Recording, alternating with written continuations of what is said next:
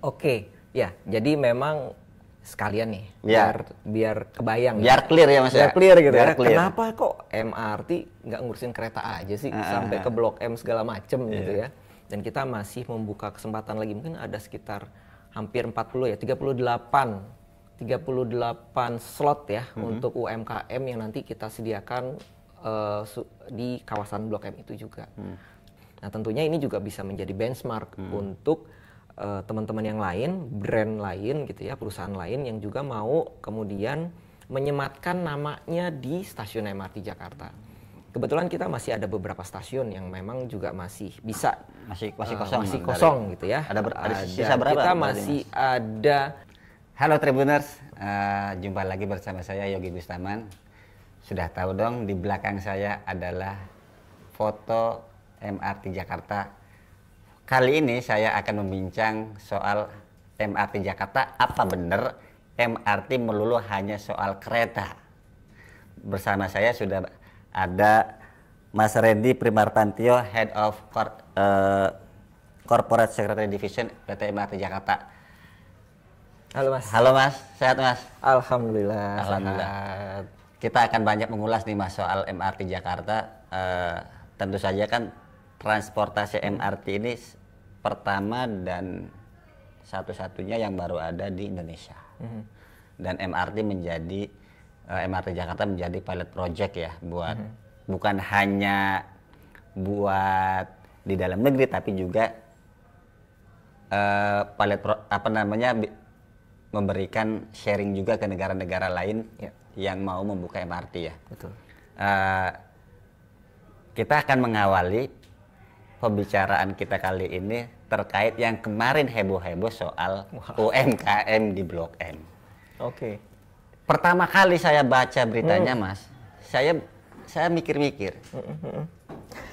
Ini kok MRT ngapain mikirin kios Blok M Jakarta gitu. Nah, Tribuners pasti juga akan bertanya-tanya, MRT yang selama ini kita tahu hanya kereta transportasi publik, kok ngurusin kios? Sekarang akan mendapat jawaban lebih lugas dari Mas Randy. Silakan Mas. Oke, ya. Jadi memang sekalian nih, Ya.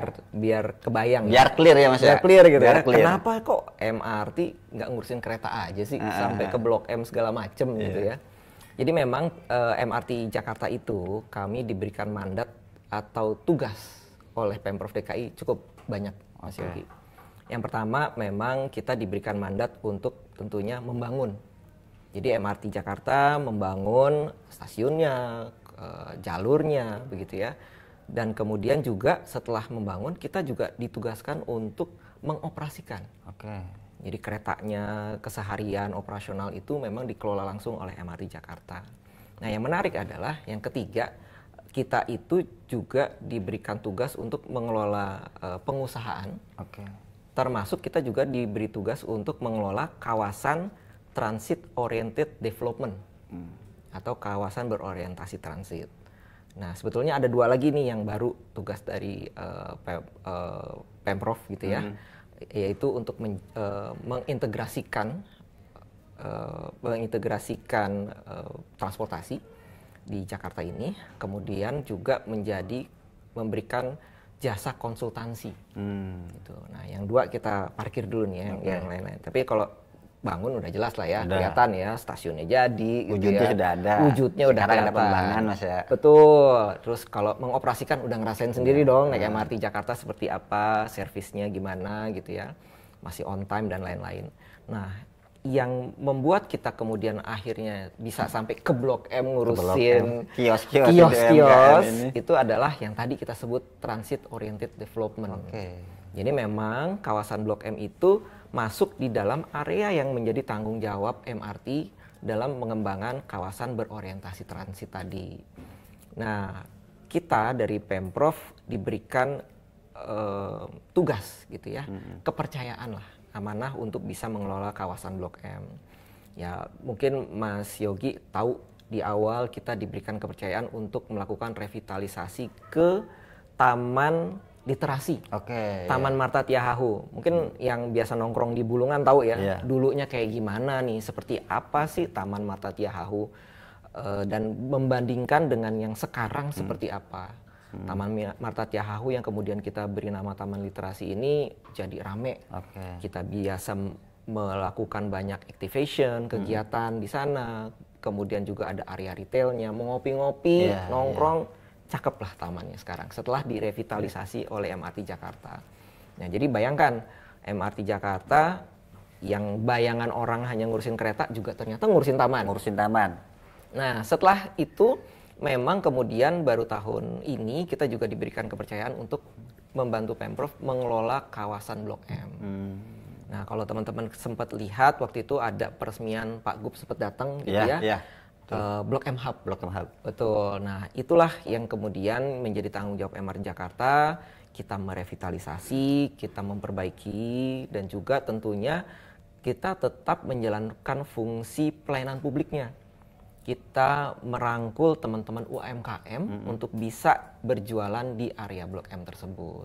Seperti itu. Jadi memang itu sudah menjadi tugas MRT karena tadi harus mengelola kawasan berorientasi transit. Jadi bocorannya Tribuners nih bahwa Taman Marta Tiahahu itu adalah challenging pertama MRT Jakarta setelah sukses akhirnya diberi tugas lebih besar lagi gitu ya. Lebih berat ya Mas ya? Iya. Challenging lah. Challenging banget ini. Apalagi Blok M itu kan legend bener ya. Betul. Kalau kita ngelihat dokumentasi dulu, Blok M itu kayak semacam melting pot lah buat Jakarta. Betul banget. Nah, kedepannya mau dijadikan apa Blok M ini, Mas? Iya, jadi memang kita mau bahasa gampangnya mengembalikan kejayaan Blok M, Mas Yogi. Jadi dulu itu kan Blok M tempatnya orang berkumpul gitu ya. Kalau tadi saya pinjam bahasanya Mas Yogi, melting pot ya. Jadi kalau zaman dulu orang rame ke Blok M, nah itu yang mau kita ciptakan kembali. Jadi Blok M ini tentunya karena di sana juga ada ASEAN, kita mau menjadikan kawasan Blok M ini menjadi bagian dari pengembangan dari ASEAN itu sendiri. Nah, kalau dari sisi Blok M-nya, kitalah yang akan merevitalisasi kawasan Blok M sehingga nantinya makin ramai. Nah, sebagai tahap awal memang kita tadi akan memperbaiki area-area retailnya segala macam, sehingga kalau teman-teman sekarang mau berkunjung ke Blok M udah bisa merasakan bedanya sebelum direvitalisasi dan setelah direvitalisasi. Jadi teman-teman UMKM yang kemarin itu sudah banyak yang pindah, Mas Yogi, ke kawasan yang kita kelola di basement, dan itu sekarang cukup baik. Jadi kalau teman-teman mau makan-makan di sana gitu ya, menikmati sajian-sajian yang dijual oleh UMKM, nggak keringetan Mas. Soalnya ada AC-nya, nyaman, bersih, tertib gitu ya. Jadi kita undang nih teman-teman sekalian, para Tribuners ya sebutannya untuk bisa mampir ke Blok M dan menikmati apa yang ditawarkan oleh UMKM yang ada di sana. Waiting list nggak sih Mas kalau untuk UMKM yang misalkan untuk membuka gerai di Blok M Hub itu? Iya, jadi kita memang masih membuka kesempatan Mas. Jadi ini kita bertahap untuk bisa merevitalisasi.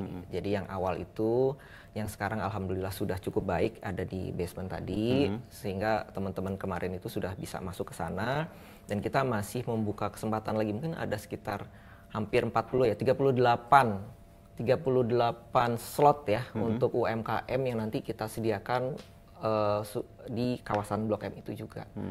Nah itu nanti kita buka, akan ada pengumumannya segala macam, ada kurasinya yang nanti tentunya kita buka secara fair supaya teman-teman UMKM bisa masuk ke area tersebut. Nah apa yang membedakan Blok M Hub yang sekarang ditempati oleh UMKM ya dengan sebelumnya?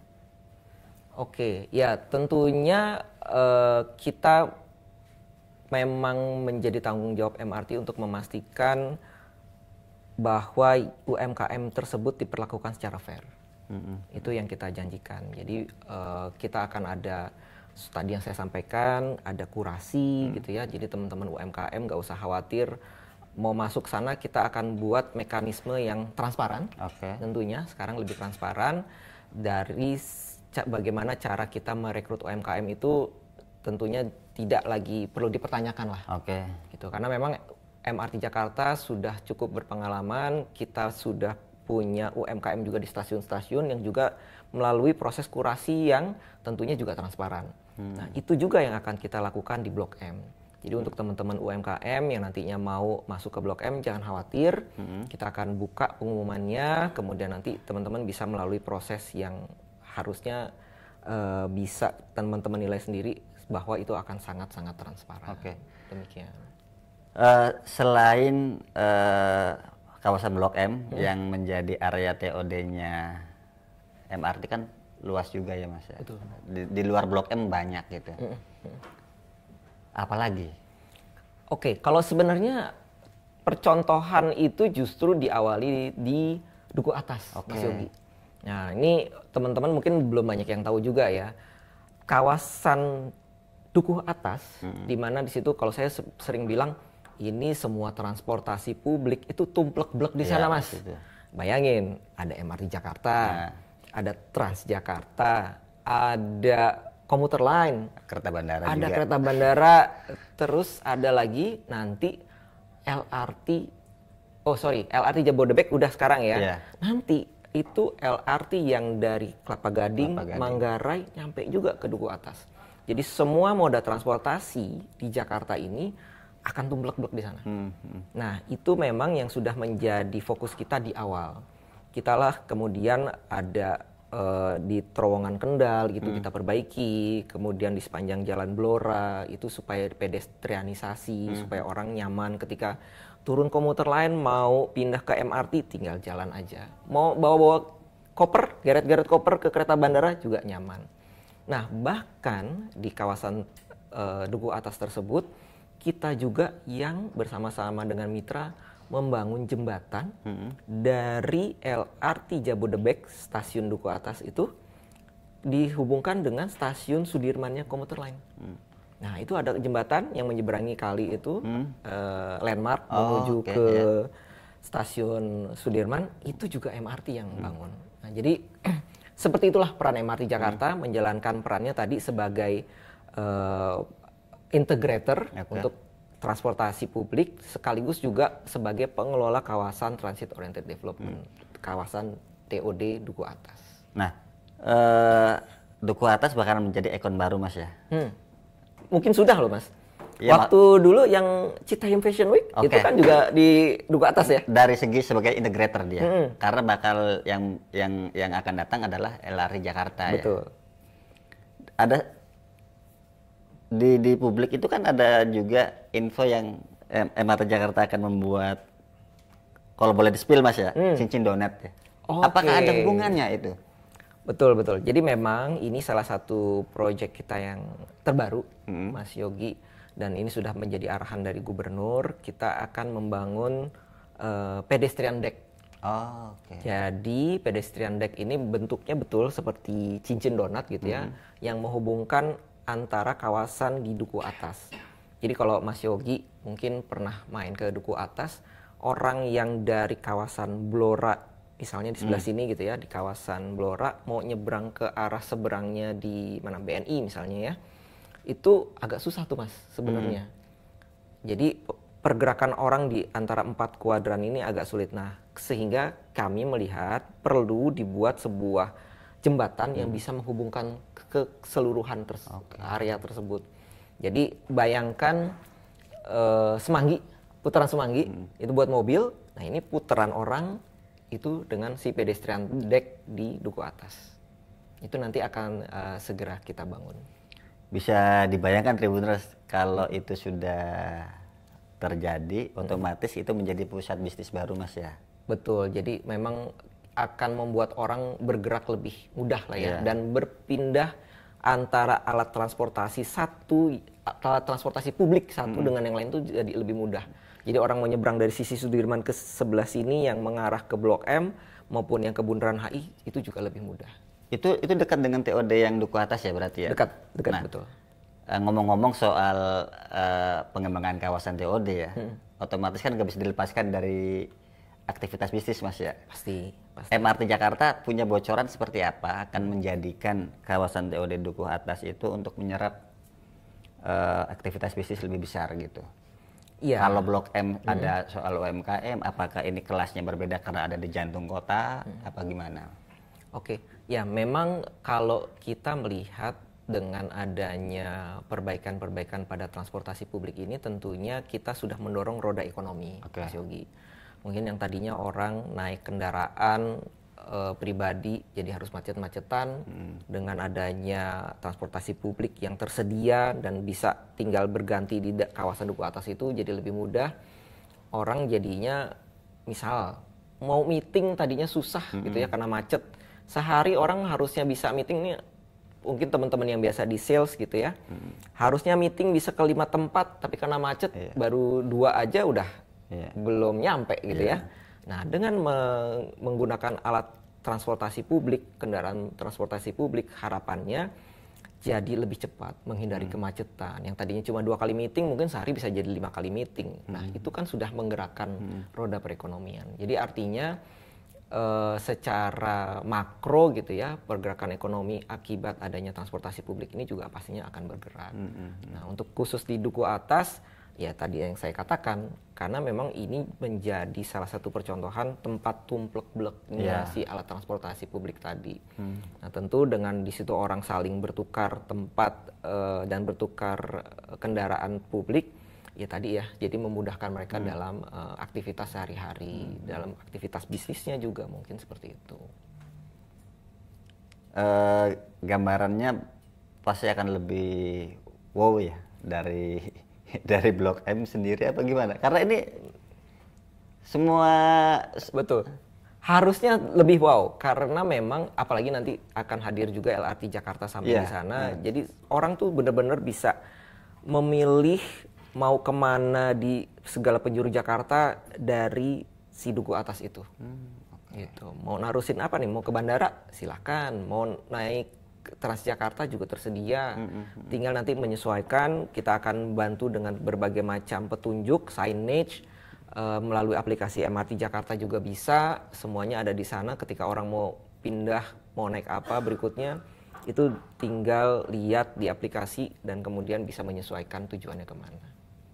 Nah, Tribuners kan kebayang dong bahwa MRT Jakarta nggak melulu hanya soal kereta, tapi juga soal pengembangan kawasan TOD-nya tadi gitu loh.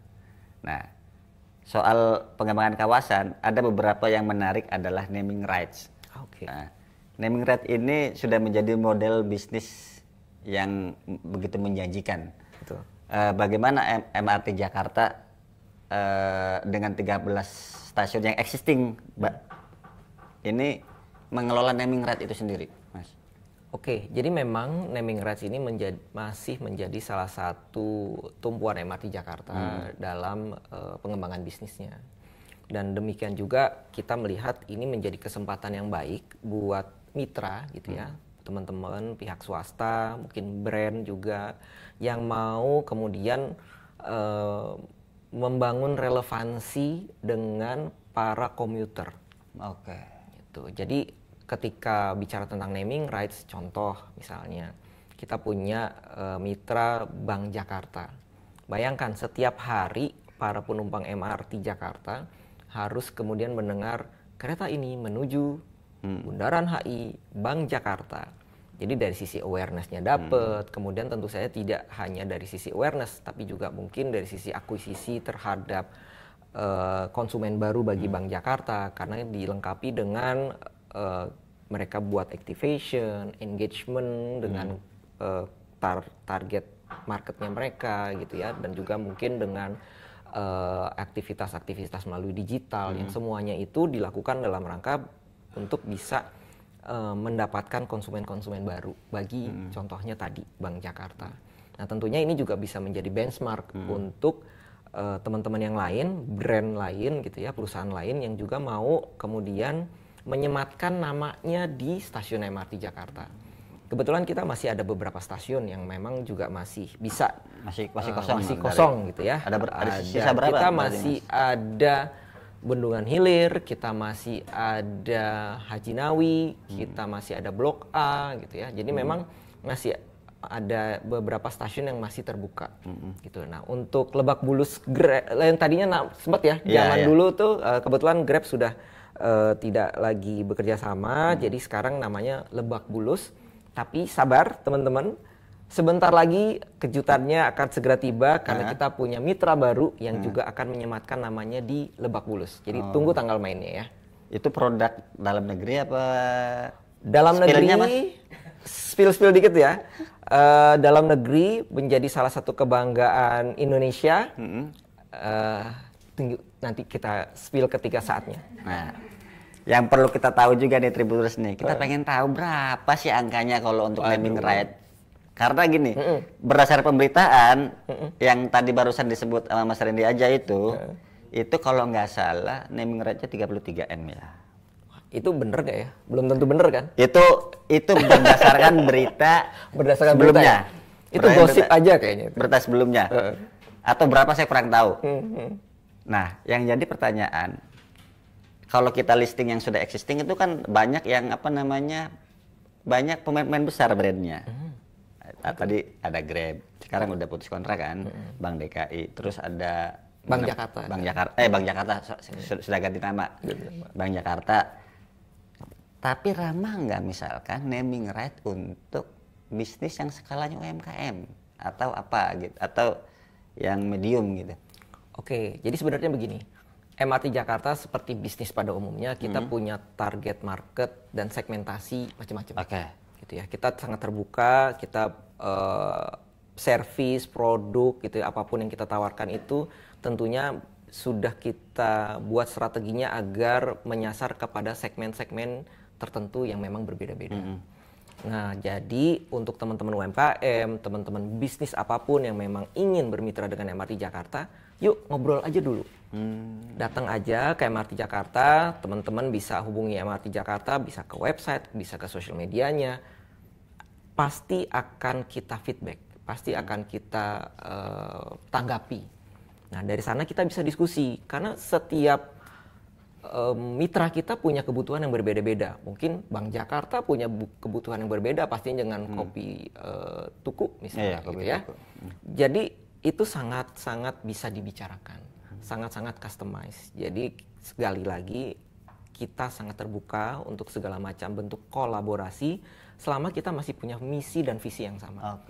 Artinya MRT Jakarta sebagai transportasi publik, kita ingin selalu memberikan layanan yang terbaik untuk konsumen dan tentunya juga untuk memberikan nilai lebih untuk masyarakat Jakarta. Kalau kita punya misi dan visi yang seperti itu sama, ya kenapa tidak? Tentunya dari brand, dari mitra juga mau memberikan yang terbaik untuk konsumennya. Nah, disitulah kita bisa bicara apa nih yang bisa kita kolaborasikan sehingga memberikan nilai lebih untuk konsumen kita bersama. Berikutnya yang jadi banyak ditanyakan oleh publik, dari mana sebetulnya transportasi publik yang dikelola oleh Pemprov DKI ya Mas ya, ini kan Persyoroda BUMD ya, itu untung. Apakah cukup dari tiket atau ada non tiket? Gitu. Mungkin nanti bisa diberikan gambaran bagaimana MRT di luar sana, skema model bisnisnya biar tetap menguntungkan di luar tiket gitu. Ya, jadi memang MRT Jakarta kalau bisa dikatakan pemasukan gitu ya atau pendapatan, sumbernya itu sebetulnya ada 3. Yang pertama dari jualan tiket. Ya, kalau Mas Yogi naik MRT gitu ya dari Lebak Bulus sampai Bundaran HI bayar 14.000. 14.000 itu adalah menjadi pendapatannya MRT. Gitu ya. Nah, yang kedua adalah pendapatan non tiket. Nah, kalau tiket tadi kita sebut fare box, non tiket kita sebut non fare box. Nah, contohnya apa? Ya tadi kita buka area retail di stasiun, kita ada iklan, ada pengembangan kawasan TOD, itu semua adalah bagian dari untuk bisa mengenerate atau menghasilkan pendapatan di luar tiket atau non fare box. Nah, ini 2 tadi ya, fare box dan non fare box. Nah, tentunya karena memang kita adalah anaknya Pemprov dan kita memang dibentuk oleh Pemprov untuk memberikan layanan terbaik bagi masyarakat Jakarta, kita masih disubsidi oleh Pemprov. Jadi inilah yang ketiga ini yang menjadi juga pendapatan bagi MRT Jakarta. Jadi firebox atau tiket, non firebox atau di luar tiket, dan yang terakhir adalah subsidi dari pemerintah Pemprov DKI Jakarta. Kalau melihat fenomena di luar itu kayak gimana Mas skema bisnisnya? Untuk model bisnis yang sama seperti MRT ya sebagai transportasi publik ya? Kurang lebih sih sama ya. Artinya mereka juga karena memang dari apa yang kami pelajari, yang namanya layanan publik itu pasti disupport oleh pemerintah secara full gitu ya. Artinya disubsidi. Mau itu transportasi, mau itu apapun lah ya yang terkait dengan layanan publik yang memang menjadi tanggung jawab pemerintah dalam rangka melayani warganya. Itu akan disubsidi. Demikian juga di luar negeri seperti itu. Nah, dan juga sama seperti kita, mereka juga punya bisnis-bisnis yang mereka lakukan dalam rangka mengenerate pendapatan di luar tiket. Sama juga ada. Misalnya kita sering sekali berkiblat pada apa yang dilakukan oleh MRT di Jepang misalnya, karena memang kita banyak dibantu dan memang loan yang digunakan dalam membangun MRT Jakarta ini dari Jepang. Jadi kita sangat banyak melakukan benchmark ke Jepang. Dan itu yang mereka lakukan. Sama seperti kita, non tiketnya ada iklan, ada retail, ada pengembangan kawasan juga. Kurang lebih sama. Terakhir nih Mas, apa sih karakter dari penumpang MRT? Atau ada sebutan khusus nggak kalau untuk penumpang MRT itu? Dan bagaimana pertumbuhan dari tahun ke tahunnya gitu, okupansinya? Iya, MRT Jakarta alhamdulillah bahkan kita itu sudah melebihi jumlah penumpang dibandingkan sebelum COVID. Gitu. Jadi memang kalau dilihat trennya naik terus, Mas Yogi. Jadi sebelum COVID itu di kisaran 80 ribuan, setelah COVID naik terus tuh. Sampai yang terakhir kita hampir 120 ribu orang penumpang per hari, tepatnya 117 ribu lah. Jadi average ya, rata-rata per harinya itu di kisaran 120 ribu orang. Nah, dibandingkan zaman dulu sebelum COVID hanya di 80 ribu. Ini membuktikan bahwa memang tingkat kepercayaan publik terhadap transportasi umum itu semakin tinggi. Jadi kami berharap tentunya ke depan orang-orang akan makin percaya kepada kami sebagai penyelenggara transportasi publik ini, terutama MRT Jakarta, karena memang kami selalu memberikan layanan yang optimal. MRT Jakarta itu seperti tadi saya sampaikan per harinya udah sampai 120 ribu orang.